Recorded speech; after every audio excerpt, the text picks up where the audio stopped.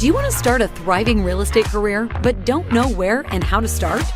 Do you want to become a successful realtor or investor but lack the required knowledge and skills? Gear yourself up with the best and actionable advice here on the Real Estate Rundown. Tune in as Shannon Robnett talks with industry veterans about all kinds of asset classes, market trends, challenges, management techniques, and success stories. Listen to informative discussions with valuable tips that will serve as the foundation for your incredible real estate venture. Now, here's your host, Shannon Robnett.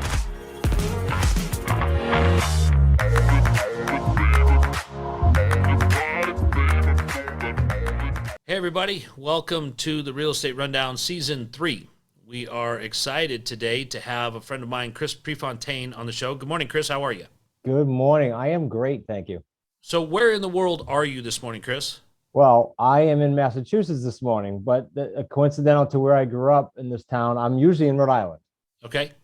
So back east. How long have you been in that part of the world? Forever. Yeah, I was born and raised here in this town, coincidentally, and I've been in Rhode Island since 2004. Okay. Yeah. Okay, great. But that's, so Chris, tell us a little bit about your real estate story, about how you, what your experience has been in real estate, how long you've been doing it, what's working, where you're at now. Kind of just give us the 5-minute version of your whole life. Yeah, I was going to say, so 30 and a half years in 5 minutes. I can do that. I talk fast. Yeah. I'm from New England. So I started in 91, went from building homes literally on terms without taking bank loans out, to owning a brokerage, to then doing some condominium conversions all around the country. And then the lovely crash of 2008 caused me to really take a look at what the heck was going on, re-engineer the business so that I never took out bank debt again. Frankly, coming out of that, nobody will give me a loan. But now that I look in hindsight, I don't want one. We re-engineered everything, Shannon, as you know, to buy on terms creatively. And that's what we do to this day. When I say we, context, Zach, who you know, my son-in-law, my son, Nick, and then a great team. We do our own properties, and then we teach people all around the country at the same time. So we have two different businesses going on. So Chris, we hear all the time that buzzword, no money, right? Yeah. Buying on terms. We hear this all the time. And we all know that it sounds way too good to be true. You've only been doing this now for laser focus since 13, so about 9 years. So 9 years. What's the property volume dollar amount you guys have done as your person, your those three guys you just mentioned, your son, your son-in-law, you? How much volume have you guys done in these no money involved loans, no money down loans? Yeah, we've controlled and or closed out of already about 80 plus million. $80 million. Yep. So it's really easy for you, just with your personal track record, to prove that it can be done. I mean, $80 million is not a fluke. Yeah. The next question that everybody probably asks you is, well, the market's so hot, nobody would want to sell a house on terms. Yeah, the question that comes up now. And you've stopped doing, I'm assuming since the market's so hot, you guys have stopped doing business, have had no loans to do in the last 2 years while the market's been toasty. No, quite the contrary. What's cool is this stuff's, as you know, been done since the 1600s, right? I didn't invent creative real estate, but all we did is wrap a system around it and trademark some cool paydays. But we've done a ton of deals. What happens is we just operate in different pockets when the market pivots. For example, are the for sale by owner sellers a good prospecting target for us right now? No, they're selling still in most markets. But our tired landlords, our expired listings, our free and clear properties with savvy financial people that want terms, all those are great candidates. Absentee owners after COVID. There's never a shortage of leads. It's what pond you fish in based on the market conditions. And because you're in Rhode Island, this only works in Rhode Island because you've lived there your whole life, right? Yeah. No, we've got people east to west coast. Hey, listen, the questions you're asking, you and I are chuckling about, sadly, people get tripped up with that junk. That's why I'm asking them in the fashion that I'm asking, right? Because it does seem hilarious because, I've been doing this for 27 years, right? In my niche. And my niche is very different than your niche. Yeah. But the thing is, the riches are in the niches. We hear that, right? We also hear that snitches get stitches, and that's not to be confused, right? But the reality is, at the end of the day, if you know how to do the system works, whether we're in a great market, whether we're in a terrible market. You know, I talk with wholesalers all the time that are killing it right now, right? Yeah. Because they have a system. And what you keep coming back to, and what I've heard you and Zach talk about a lot, is the system that you have. So now that we've established that $80 million, that's legit. Okay. And now that we've established that you can do this anywhere in the nation, that's legit. Let's talk about this system and what happens in this system if someone wants to get involved with this from a real estate perspective of, I want to do no money down loans. I want to do this system that you've talked about. How does one do this? Yeah. So I'm not watering it down intentionally, but let me just stop basic, and you and I can peel the onion back if we want. The fact is, so many, you and I know so many seminars and courses and crap out there that it's a lot of fluff, frankly. And so what we've said is, all right, if there's, in my opinion, a gap in the industry from the time someone watches a seminar or goes to a seminar now, hopefully, and then does a deal, we know there's a gap there. How do we fix it? Well, it doesn't matter what the system is. We do it with the student. That's how we fix that. That's how we do an interactive arrangement where we're doing deals together. Now, having said that, going back, foundationally, the systems, everything we do as a family company. So from lead generation, what we just talked about, those different seller sources, to CRMs, to scripts, to deal structuring, all that we throw out in our course, to the point where mentors say to us, other mentors, competitions say, well, you're giving them everything. Why would you do that? Why don't you break that up into like 10 courses? It's not what we're about. We say, here's our A to Z system, and then let's do these deals together versus trying to market a bunch of crap. I don't know if that makes sense, or if that nailed your question, but I can go back with. No, it does, because, you know, I've been around you and your son-in-law, Zach, and I've met your other son, but he's kind of more in the background, if I remember. Yeah, he does like buyer specialty mode within our business. Bingo. Like that's all he does, and he nails it, but that's all he does. Right. But the reality is you're here to do deals. You're here to get your students to do deals, and the immersion process is really kind of how I've seen your business model work. Is, here's the stuff you need from A to Z. We're going to get you up and running so that we have successful students, so that we can make sure that you're going to make this work, right? I mean, when people pay good money for a course, for 13 years of knowledge, for $80 million worth of proof, why water it down and make them pay again and again and again and only get so far? So I really appreciate that approach. I haven't had any no money down guys on my show because there is so much of that. That's why that's why we've had the conversation that we've had about, let's talk about your proof, right? Yep. So I appreciate that. When we come to that and we're talking about this, how do I get started? I mean, if I'm going to get immersed in your course, I show up on day one, where do we go? Yeah. A couple things. I'm big on free, right? So I just want to be transparent with the viewers.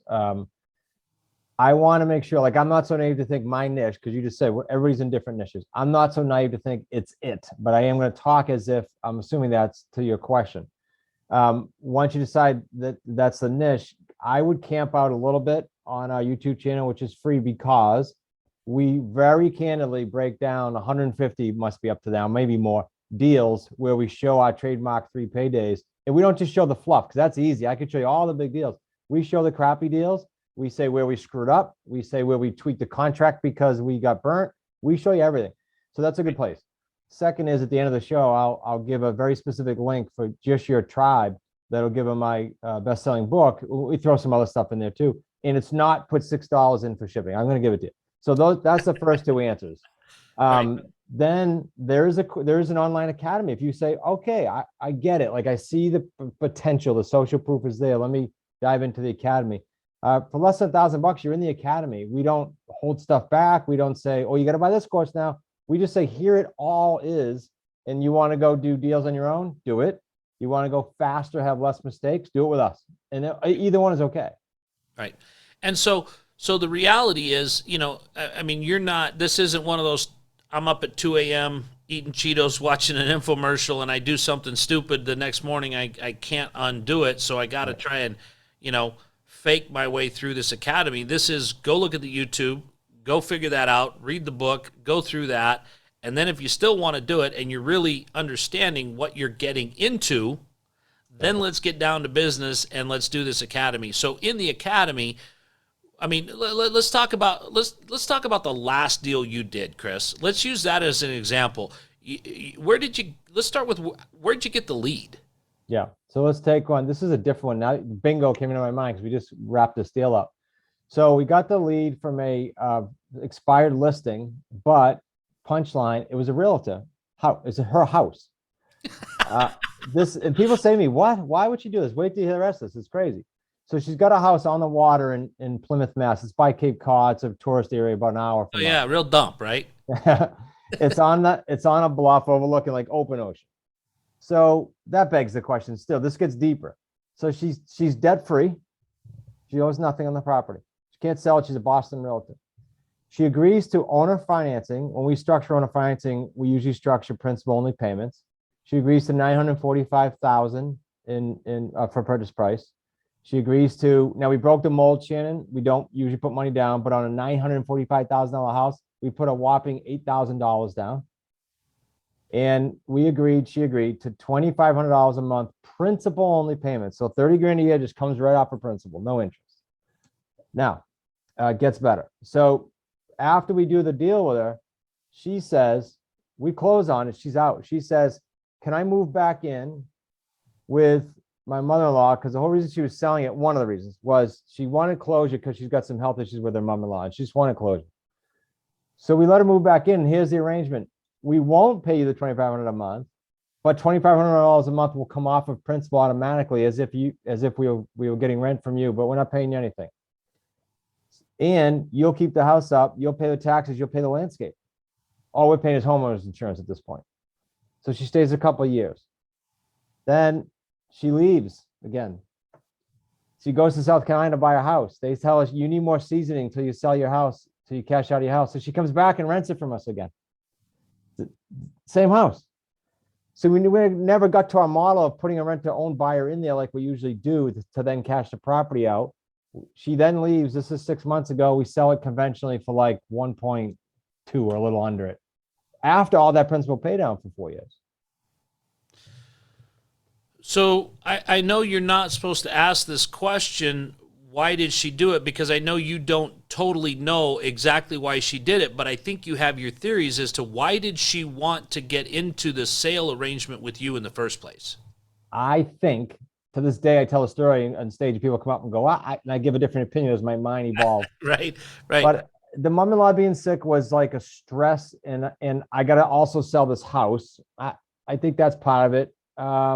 Secondly, she did eventually want to move to South Carolina. After she got cashed out, she went back there. Third, as a realtor, I think she was a little more panicky than she needed to be about the market. They get tainted by the media and the board of realtors and everything else. So I honestly, it's all I can tell. Because I don't know why else you'd do it other than closure, right? Right. Well, and that's true. And that goes back to the fact that you don't know really, it doesn't pay to sit there and try and hypothesize as to why. The fact is you did. And, it's funny because everybody thinks with the term realtor behind their name, they are a real estate professional.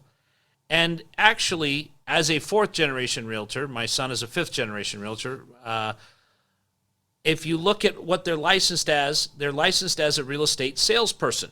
It doesn't necessarily mean that they are a real estate professional, as in they own and operate real estate as their primary business.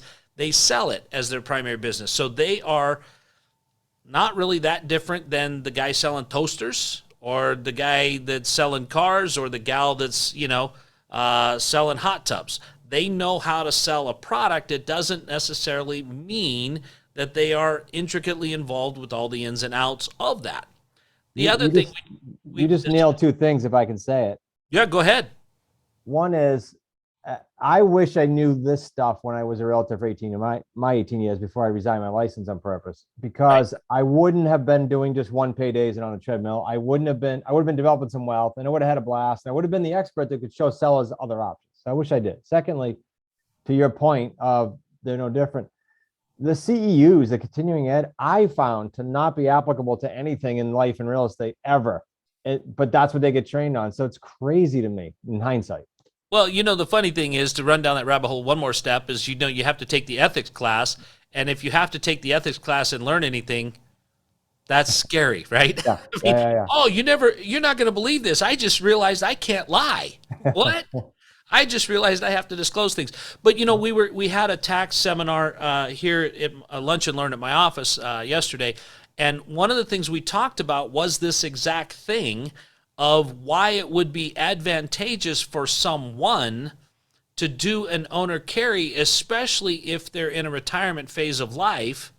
They could pay capital gains on the whole amount. They could, there's all these different things that they can do.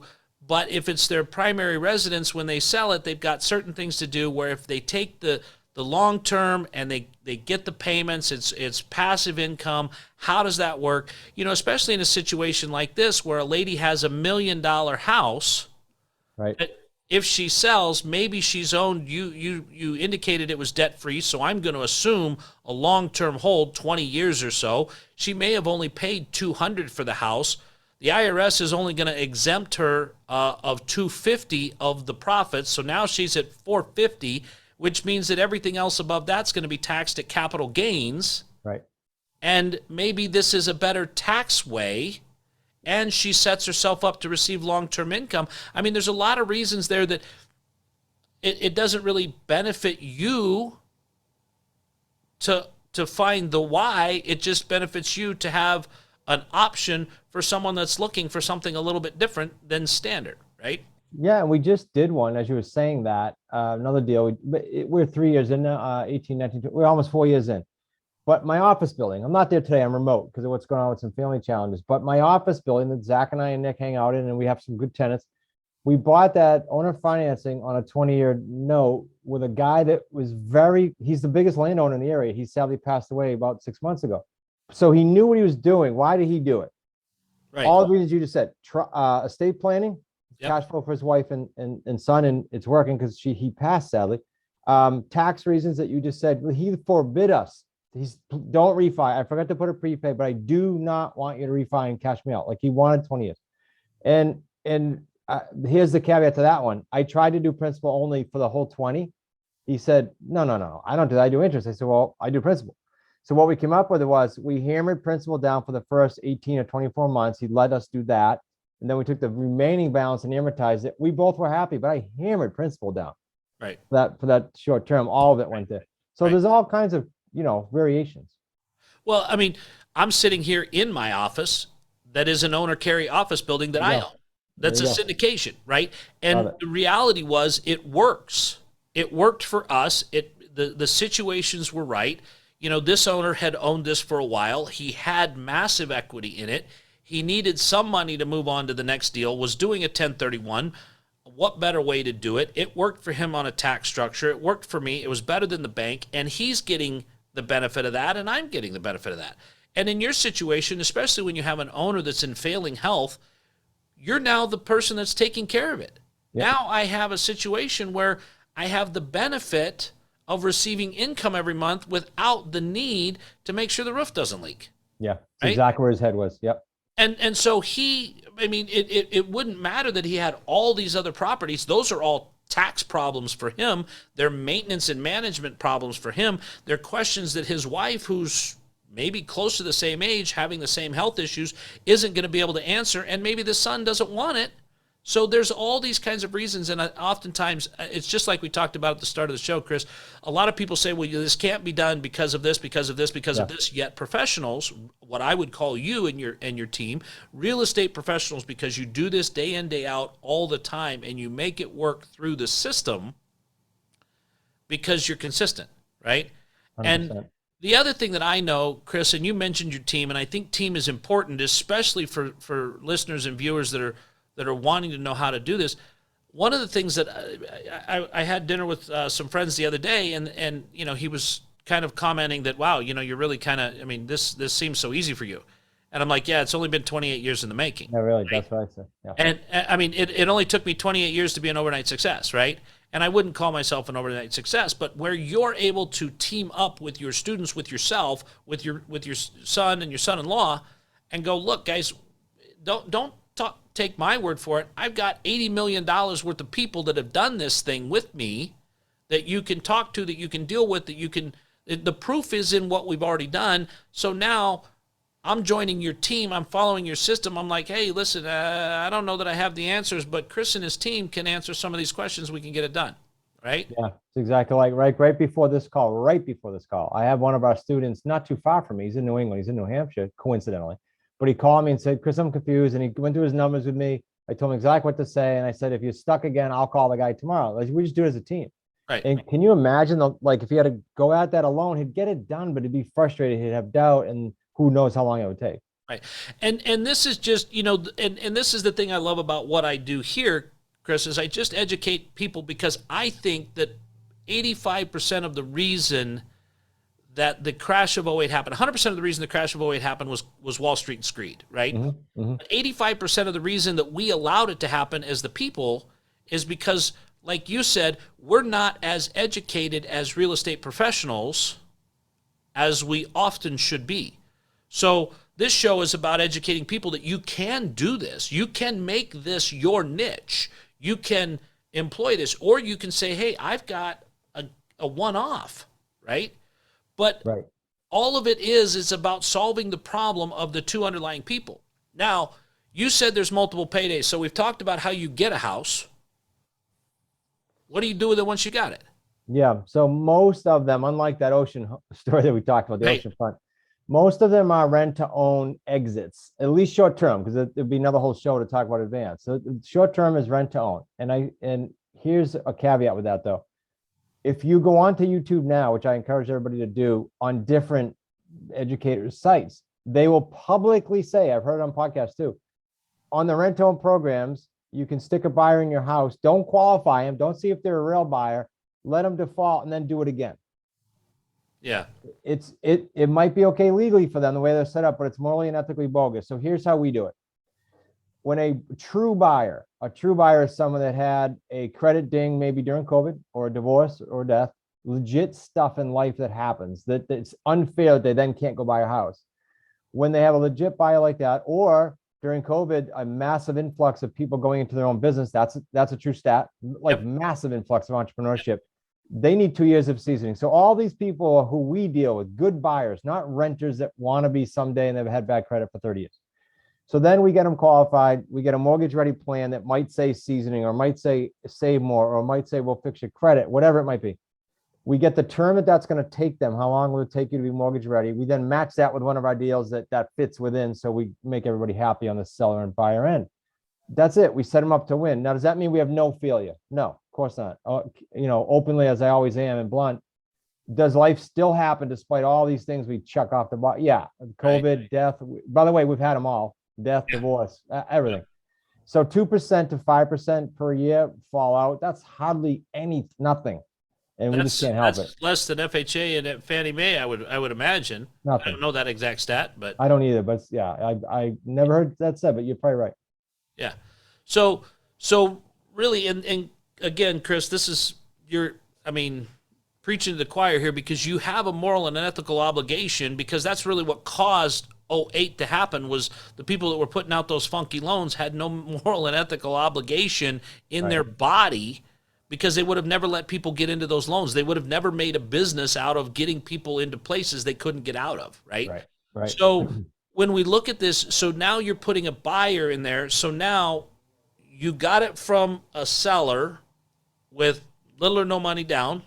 Yep. You put in a tenant owner buyer Yep. that eventually will take you out with a mortgage at some point down the road. Right. So you're basically arbitrage of the whole deal, because you didn't put your money in. You're not the one paying the rent, but you're making money in the middle, because the delta between what you've arranged with the seller and what you've got coming in for rent. And you've also made, because it's a lease purchase, you've made the buyer the maintenance man. Yeah, 100% correct. So the three paydays line up within that formula that you just perfectly said back. Payday one, they put a down payment down. Remember, they had a down payment. They just found out, oh man, I can't get financing today. Okay, give it to us. You're good. Get in the house. We'll treat you like a buyer. You'll capture equity like a buyer. Your price is locked in. You are a buyer. You just don't have a mortgage. Payday two, the small spread between what I'm paying the bank or the seller and what they're paying me. Payday three, all of the principal pay down realized on that deal goes to us, not the seller, not the buyer, and then any markup. So average, real metrics, our family team is around 75 grand per deal, 3 paydays. The students, West Coast to East Coast, 45 grand is the low, 250 is the high. There's some really killer deals in the higher price ranges. We're just not there. We're in the lower end of it, but there's some really cool deals in the community. And that's funny because a lot of people go, oh, well, he's got money. He doesn't need my help. Those high-end houses, they don't need my help. Man, they're real people just like the rest of us. They have issues just like the rest of us, right? Yeah, much easier to deal with. Because they have other sources of income, their home is not their only asset in a lot of cases, right? Yes. It's funny because I just heard that Grant Cardone, and this is not a comment about Grant as a person, whether you like him or hate him, it doesn't matter to me, but he just bought his first house, right? Because he's been renting this whole time, because if you look at it, the down payment was something he didn't want to take out of his business. When you look at, he's used all his money to build his business, now his business is built him, right? So awesome. There's a lot of reasons why, and it's not up to you, like we've discussed multiple times, it's not up to you to decide why people buy or sell this way. It's just up to you to structure it properly. 100%. So 100%. So what I heard you say, and I just wanted some clarity, when you move a buyer in, you are setting them up, you said there's no mortgage, but are you running an amortization schedule, or are you doing a rent to own? Rent to own, no amortization, and I'll give you a caveat to that in a second, but they have a lease vehicle that gives them no credit for their principal yet, because if I did that, it'd be more than a bank would give them, and why would they go get a loan? They'd find a way to delay it. So it's a lease vehicle to get them there. The sooner you can get there, you're usually lowering your monthly cost by taking ownership. And you're not taking any write down. You're not having to do any fancy accounting. You're just receiving rents. You're not doing rent and principal and interest and all that, because that would do, then you'd need a really specialized accountant for that. Here, you're just receiving rent. It's very, very simple, except for in that lease agreement, who's the landlord if the furnace goes out? There's no landlord responsibility. They treat it like they're the buyer. You say this, we had a call last week. My son, Nick, just told me this. He deals with the buyers, and he said, Dad, this guy was in the house for like a month. And the furnace checked out fine. The furnace, something happened to it. It went. The guy called and said, hey, just a heads up. I know I got to do it. I'm putting a new furnace in. Told my son, that's your buyer mentality versus tenant mentality. Right. And this guy knows, and this is the funny thing, when it's a buyer mentality, they know that if they come to you and say, hey, Chris, I need a new furnace, and I don't have the money, I don't have the ability, you're going to say, okay, that $160,000 house is now going to be $167,000 because I had to pay $7,000 for the furnace, right? But they've got that mentality that it's their responsibility. They're not calling you and saying, hey, when are you going to come cut the grass? Right. We go one step further, actually, on that. Yes, to your first comment, that's one option. Second option, if there's many more mess ups, we put in writing that, if they start to get the renter mentality, not taking responsibility, they become a renter as long as they're paying their monthly. And then at the end of that, they're leaving and we're selling the house. Has that happened? Yes. And some of them are content to do it. Don't ask me why, but that has also happened. So it just depends on how they're going to perform. If they miss out on any deposits or the maintenance and they maintain their rent, we respectfully leave them in there as a renter. Sure. And that's just, that's ingenuity at its finest. And again, it's only taking you 13 years to come up with the system. And so, I wouldn't recommend, if you are listening to this and you like the challenge and you like to do things the hard way, don't contact Chris. Do it yourself. Figure out all these documents yourself, right? Don't figure out how to beat the system and make it easy. If you're the guy that does want to figure that out, Chris, where can they find you in the World Wide Web? I appreciate it. The main site is smartrealestatecoach.com. I said you can go to YouTube and just type in Smart Real Estate Coach and get those videos. We did create a link just for your team, your tribe. Yep. Let's go to wickedsmartbooks.com/rundown. Okay. wickedsmartbooks.com/rundown. All you do is put in your address. We'll ship it. We'll pay every penny. And you'll probably get some extra goodies in there too. But you'll get the bestseller hard copy, hardcover book. Awesome. So guys, if you want to know also where you can find Chris, is you can go to our website, shannonrobnett.com. You can go to the Contact Us or the Infos tab. You can go in there. You can check out the direct link to his YouTube page. You can also get a copy of our book that's coming out that I'm featured in. But guys, this is the importance of understanding. And Chris, I got to commend you because you have, I think, really put the coach in coaching, because you're really encouraging people to understand through free channels how to get this through your YouTube section on smartrealestatecoach.com, how to understand what you're getting into before you spend any money. Because that's, I think, what a lot of people do. They watch these things, it's too good to be true, or it's painted as easy. And it's not that it's too good to be true, but Chris, after doing $80 million worth of real estate done this way, you can do this in your sleep in an hour, what would take me 2 days, right? And likewise, every niche, like your stuff, I go to school on. So it's just, it's not brain science once you're in the niche. No. And so, guys, I would encourage you to check out Chris at his smartrealestatecoach.com. Check us out at the Real Estate Rundown, where you get your podcast, Spotify. Click on the links, like us. We also have a YouTube channel. We'd love to have you there. Chris, I want to say thank you again for coming on the show and educating our listeners. We look forward to seeing how this turns out for everybody. Love it. Thanks, buddy. Good to see you. Hey, good to see you too, Chris. Guys, that's the end of the show. We'll talk to you soon. That's a wrap for today's episode of the Real Estate Rundown. Let these newfound strategies pave the way to start a successful career or a profound rebranding. If you loved everything you have heard, listen to more conversations at www.shannonrobnett.com. And be sure to leave a rating, share it with your friends, and subscribe. Until the next episode.